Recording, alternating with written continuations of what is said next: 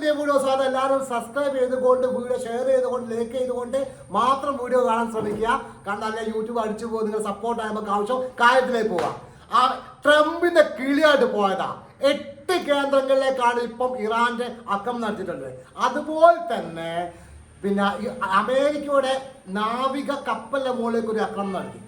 ഇന്നലെ നടന്ന സംഭവം ആട്ടോ. ഓക്കെ, ശരിക്കും നാവിക കപ്പലടക്കം കുപ്പയിൽ അങ്ങ് പോയിന്നാണ് കേൾക്കുന്നത്. അതുപോലെ 8 കേന്ദ്രങ്ങളിലേക്കാണ് ഇപ്പോൾ ഇറാന്റെ ആക്രമണം നടത്തിയത്. കാരണം അറിയോ, ഓർമോസ് കടലിന്റെ ഒരു ഭാഗത്തോട് വേറൊരു ഭാഗത്തൂടെ കപ്പൽ കടത്തി വിടാൻ വിട്ട ഏത് അമേരിക്കന്റെ കുബുദ്ധിയായിരുന്നു. ഇറാൻ ആദ്യം വ്യക്തമായി പറഞ്ഞിട്ടുണ്ട്, ഞങ്ങൾ അനുവാദമില്ലാതെ ഈ ഓർമോസ് കടലിന്റെ എടുക്കു കൊടുക്കുന്നത് പോകാൻ നിൽക്കുന്നത്, ഞങ്ങൾ പണി തരും. അത് കൊടുക്കുന്ന കാര്യം 100% ഉറപ്പാണ് ഇറാനാ പറയുന്നത്. ഇറാൻ പറഞ്ഞാൽ ഇറാൻ ചെയ്യുന്നുള്ള കാര്യം ഉറപ്പല്ലേ, പിന്നെ അത് ചെയ്യാൻ നിൽക്കണോ? കിട്ടി. ഏത് തിരിച്ച് അമേരിക്ക അടിച്ചു. ഇറാൻ അടിച്ച സമയത്ത് മണിക്കൂർ വെച്ച് തിരിച്ചടിച്ചു. ഒരു കപ്പൽ പോയി, പൂർണ്ണമായും നശിച്ചുപോയി. അമേരിക്കയുടെ കപ്പൽ പൂർണ്ണമായും നശിച്ചുപോയി മക്കളെ, പൂർണ്ണമായും നശിച്ചുപോയി.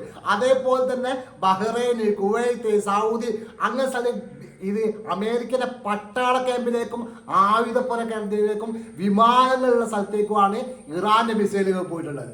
വമ്പം നാശനഷ്ടം എന്ന് പറഞ്ഞാൽ ആ നാശനഷ്ടത്തിന്റെ കടുക്ക് പറയാൻ പറ്റില്ലെന്നാ പറഞ്ഞത്. അത്രയും നാശനഷ്ടങ്ങളാണ് ഉണ്ടായത്. വമ്പൻ സ്ഫോടനങ്ങളും ആ പ്രദേശം മൊത്തം തന്നെ നശിച്ചുപോയെന്ന് റിപ്പോർട്ടുകൾ പുറത്തേക്ക് വന്നുകൊണ്ടിരിക്കുക.